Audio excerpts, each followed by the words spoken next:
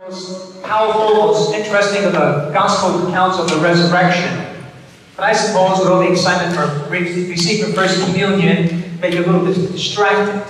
So we want to kind of reinforce that this morning. And we're going to have Deacon Kinnsey. He's going to kind of go over the gospel again. But he's not going to use the gospel book. He's going to see through it with his own notes. And he's getting old. Okay? And he gets easily confused, okay? And he gets things mixed up. So this is where I need your help. As he gives us the account again. If he says anything that's not really part of what we just heard, you ought to yell out, "That's not in the story!" You got to pay attention though. When he says anything that doesn't, wait a minute. You yell out, "That's not in the story!" For example, Jesus said he just received an email. You would say, real loud again, how loud? Exactly, because he's also getting hard of hearing. He's a great man, but as you can see, he's not a kid anymore. So, bear with us. We're just going to reinforce this gospel, but you got to pay very, very close attention. When you hear something that's not part of a true story, you say what? Real loud, and adults want to help, you can help them as well. Actually, we better go a little higher because the screen's not working.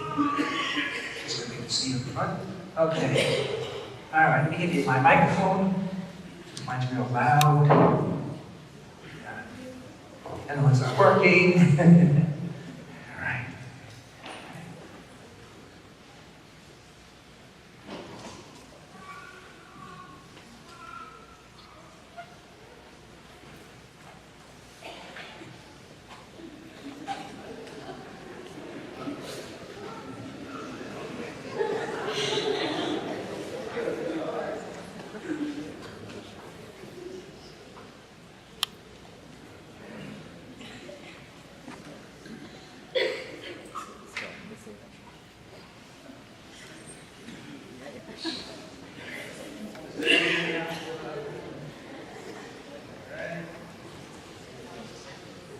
Can you hear me? Yes.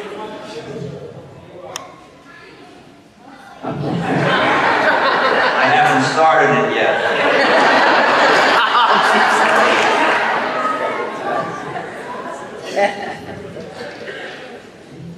Now, I don't get things that mixed up.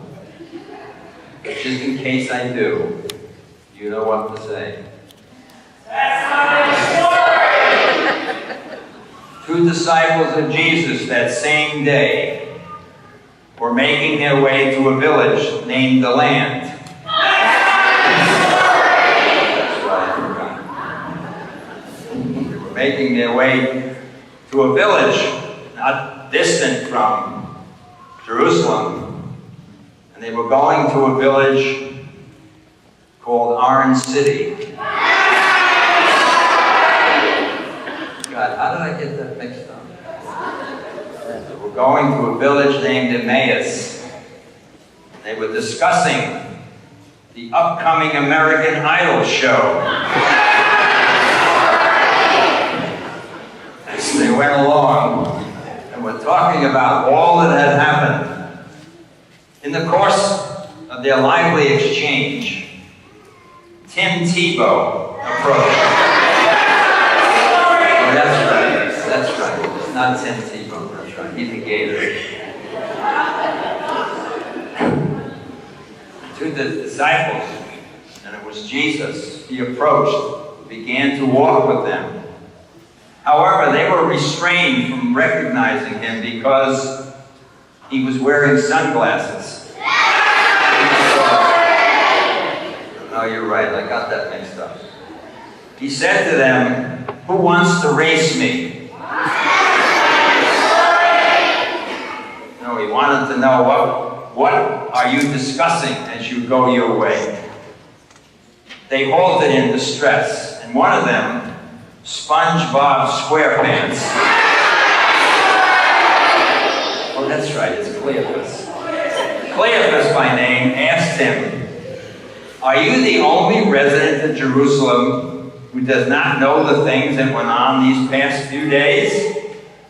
He said to them, "What things? My cable TV is not working."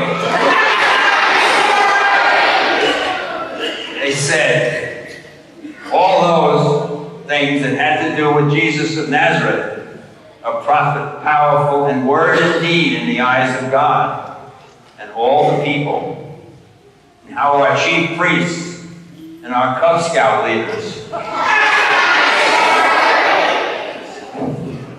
all the leaders, delivered him up to be condemned to death and crucified.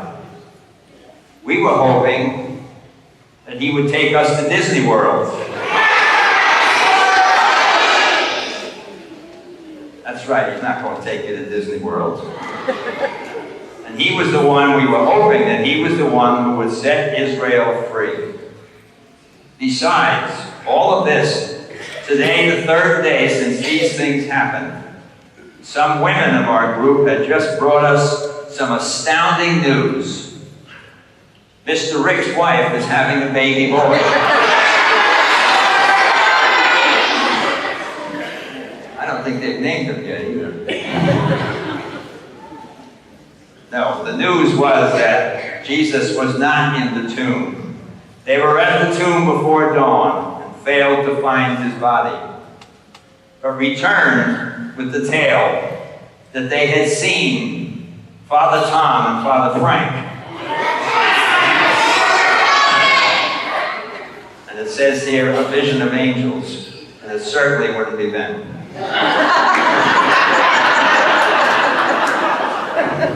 He declared he was alive.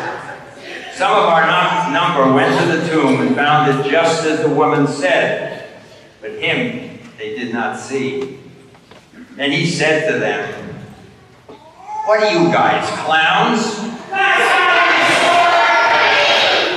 What little sense you have. How slow you are to believe that all that the prophets had announced. Did the Messiah have to undergo all this so as to enter into his glory? Beginning then with Moses and all the superheroes." That's right, the prophets. All the prophets. He interpreted for them every message of Scripture, every passage of Scripture which referred to him. By now, they were near the McDonald's.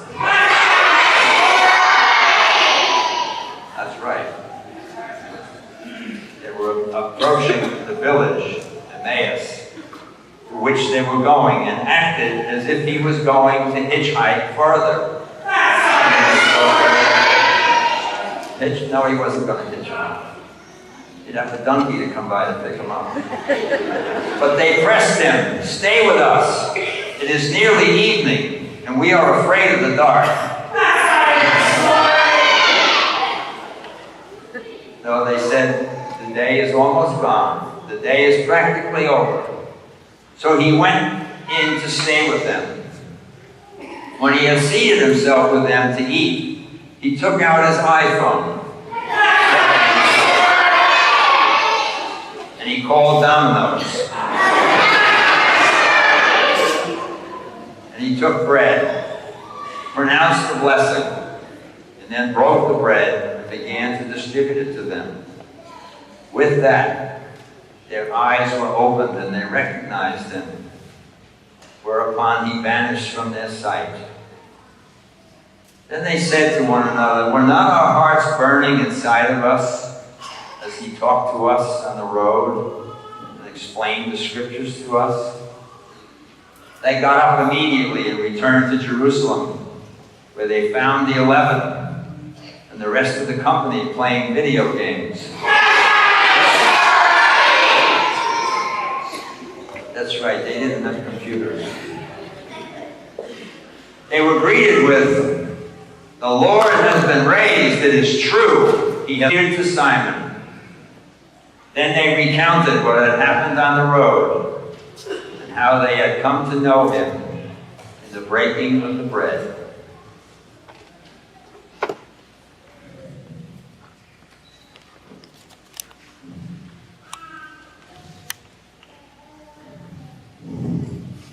recognized him in the breaking of the bread. Easter time.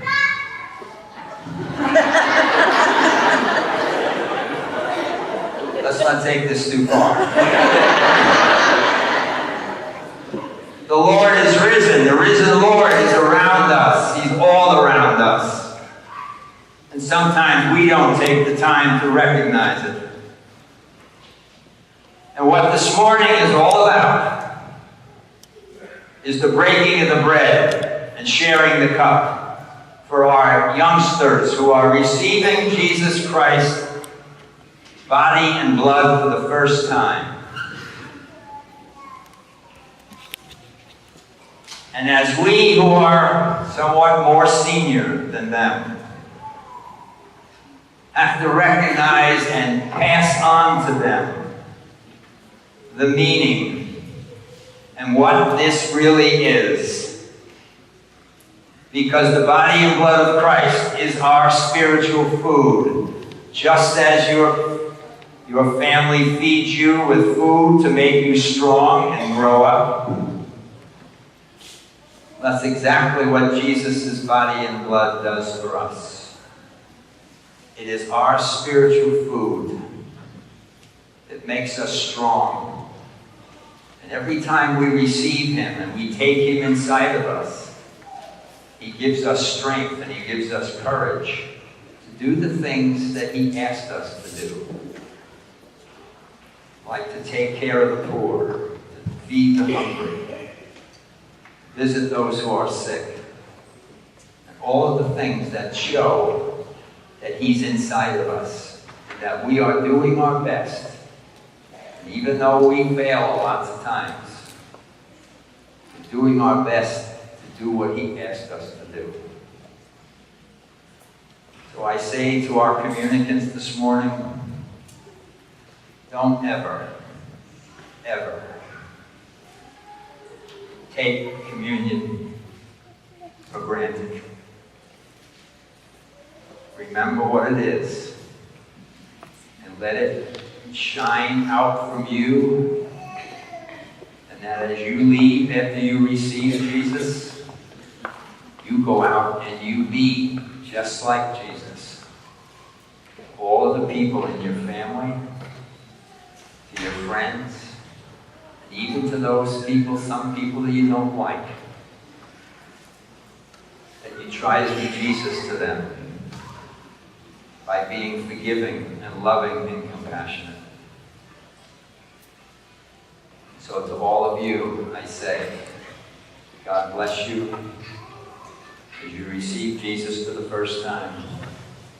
You are our future. We love you. And we hope you turn out to be a great, great Catholic Christian. Peace.